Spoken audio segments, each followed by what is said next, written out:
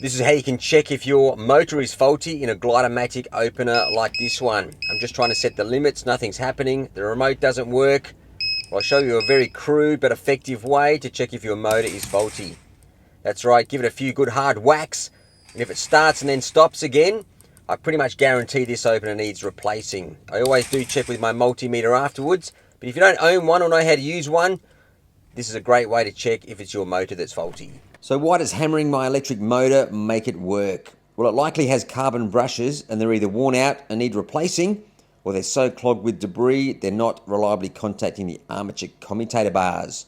So whacking the shaft allows just enough brush movement to get something going. Here's a little bit of old footage of inside an electric motor that's totally worn out. We'll pop the bottom cover off and have a look inside.